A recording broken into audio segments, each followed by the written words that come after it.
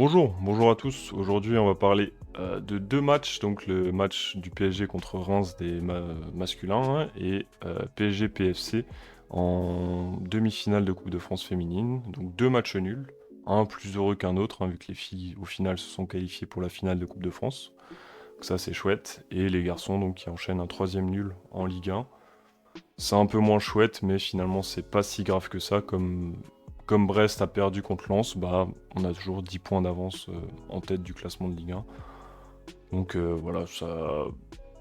Tranquille, il y a pas vraiment de conséquences finalement. On prend même un point de plus que la semaine dernière. Donc voilà, qu'est-ce que tu veux que je vous dise, mais le match a été un petit peu frustrant comme souvent.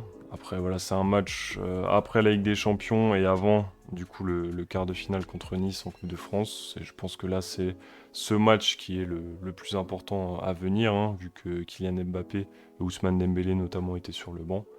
Donc c'était, je pense, pour les garder un peu au frais pour le match de mercredi, puisque la Coupe de France, ça serait bien de la gagner. Depuis 2021, il me semble, hein, qu'on l'a plus soulevé, donc voilà. Après, évidemment, dire que Mbappé est sur le banc, maintenant, ça va faire les gros titres, puisque ça fait vendre ou cliquer. Mais voilà, je pense que hier, c'était effectivement juste une mise au frais, hein. Et les deux sont rentrés en fin de match, ils n'ont pas pu faire la différence, mais voilà, donc ça, c'est... Voilà, de toute façon, maintenant, Mbappé, ça va être assez anecdotique, hein, qu'il soit sur le banc ou pas. Pour ce match-là, donc contre Reims, ça commence assez mal. Enfin, ça commençait bien, puis Hakimi fait une connerie de l'espace qui amène le premier but rémois. Donc ça, c'est un truc de fou. Et Hakimi, il est vraiment sur courant alternatif, hein, voilà, autant il peut te faire des bons trucs offensivement, autant des fois il déconnecte totalement. Ça s'est encore vu en deuxième mi-temps où il fait un tacle de boucher sur Abdelhamid. Franchement, ce n'était pas très loin du carton rouge. Donc finalement, il s'en sort bien, mais Hakimi, là, ça va plus. Effectivement, c'est peut-être la canne qui l'a déréglé, c'est peut-être des envies de départ et l'envie de suivre Kylian qui l'amène là, mais Hakimi, ça va pas, hein. Ça va pas, et même j'aimerais bien voir Mukiele à droite, hein. Bah, de toute façon, en Ligue des Champions, je pense qu'on verra Mukiele à droite, peut-être. Voilà, comme il est suspendu pour le match aller des quarts de finale.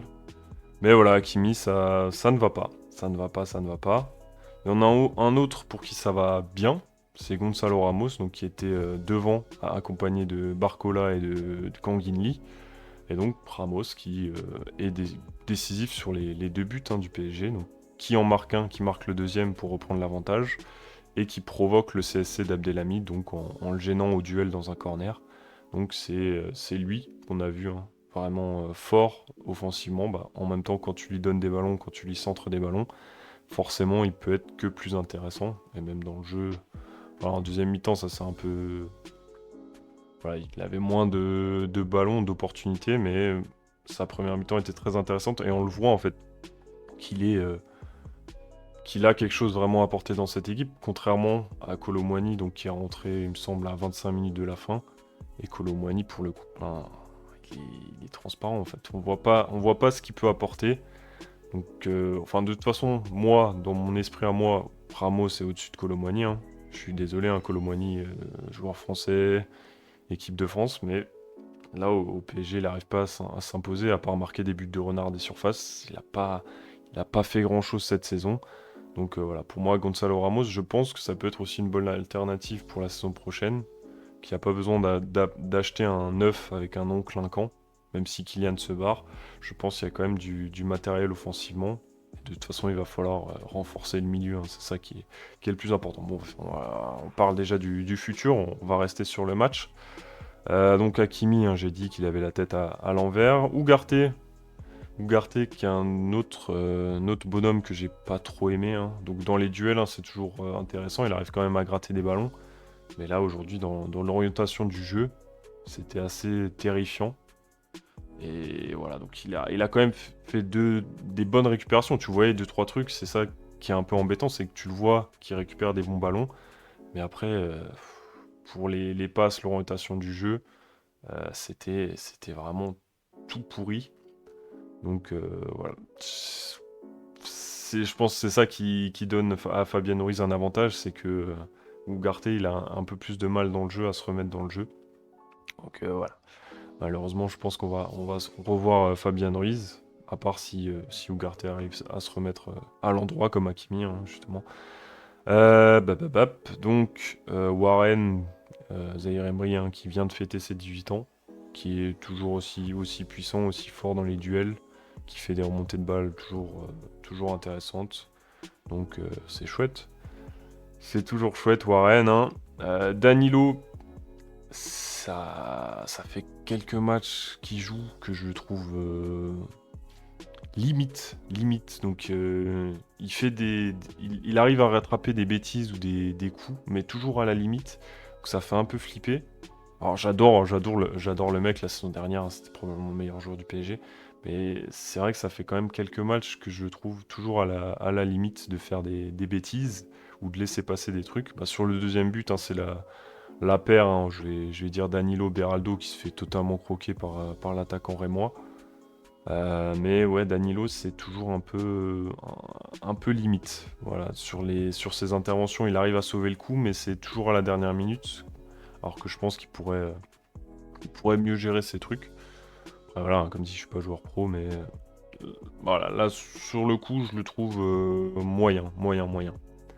Beraldo, en revanche, dans la continuité, il est quand même toujours pas mal. Sur le deuxième but, c'est lui qui change de côté pour le centre de Kanguini qui amène le but de Ramos. Et voilà, c'est remonté de balle. Dans les duels, il est toujours bon. Voilà, donc a priori, il va quand même continuer à bien s'imposer dans le centre de cette défense. Et bah, tant mieux pour lui, tant mieux pour le PSG. Voilà, donc dans la lignée de son match de mardi qui était incroyable. Voilà, Beraldo continue comme ça, mais voilà, quand même sur le deuxième but avec Danilo, il y a eu du cafouillage. Enfin, il y a eu de la merde qui s'est passée, mais voilà, c'est comme ça. Barcola, pas trop de réussite dans ses tentatives, et c'est vrai que ça fait quand même aussi 3-4 matchs qu'il est un peu moins bon, qu'il n'arrive plus à être décisif en tout cas. Euh, voilà, on verra s'il se fait appeler par Didier Deschamps, par le Dids, donc on verra bien, mais c'est vrai qu'il est un petit peu moins bien, peut-être un petit peu dans un confort, comme Luis Enrique doit bien l'aimer. Je pense que ça serait bien de le challenger un petit peu à gauche. Voilà, on verra ce qui arrive, mais c'est vrai qu'il va peut-être falloir le rebooster un petit peu, le bon vieux Barcola. Donc j'ai dit Colomboigny invisible. Kylian Ousmane qui rentre à 15 minutes de la fin, qui n'arrive pas à faire la différence. Bon, comment leur en vouloir, à un moment c'est pas des robots. Même si Kylian, on pourrait le penser, hein, vu sa communication. Un petit tacle, hein, comme ça. Et Solaire. Solaire, bah, il est là pour faire le nombre en fait, hein, Je vais pas trop m'attarder là-dessus, mais voilà, Carlos Soler, il est là pour faire le nombre, qu'on soit à 11 sur le terrain, ou faire le nombre sur le banc, mais franchement, il sert pas à grand-chose en fait. Enfin, il sert à rien dans le jeu. Voilà. Je sais pas quoi dire. Je peux enchaîner peut-être aussi sur Kang In Lee, qui fait plutôt une bonne première mi-temps, et une deuxième mi-temps où il est beaucoup moins bon dans les échanges.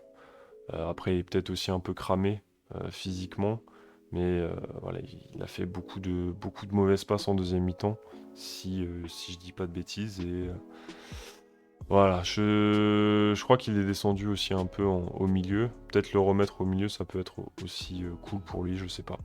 Mais en première mi-temps, en vrai, il a quand même apporté des bons centres et des bons corners. Donc ouais. Après, un joueur, c'est pas censé que jouer sur des corners, hein. Sinon t'es au football américain, tu le fais rentrer que pour le corner. Voilà, mais voilà, qu'est-ce que tu veux que je dise sur ce match, hein. 2-2, pas logique, mais presque, hein, parce que tu baisses le pied, parce que je pense aussi t'as beaucoup d'avance, que les grandes échéances, c'était pas une grande échéance hier midi. Donc voilà ce qui se passe, je pense. Pour les filles, donc, elles sont qualifiées contre le PFC, hein, on va dire un petit mot. Donc, Gayoro et Shawinga avec un doublé, pour un 3-3 au final. Et du coup, elles passent au penalty, au tir au but, pour aller en finale de Coupe de France, qui est le 4 mai, j'ai vu, hein. Donc le 4 mai, ça veut dire que tu joues la demi-finale le 10 mars, est à la finale le 4 mai, 2 mois après. C'est un truc de ouf.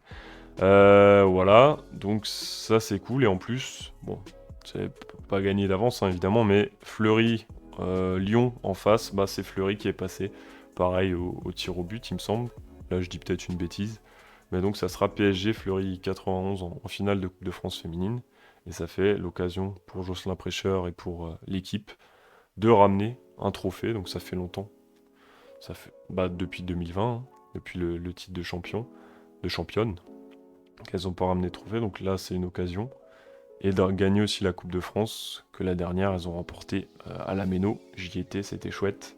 Voilà, donc ça fait une belle occasion de trophée contre Fleury. En plus, pas à dire, hein, sur le papier, c'est quand même un peu moins impressionnant que Lyon, mais ça sera quand même un gros match à jouer.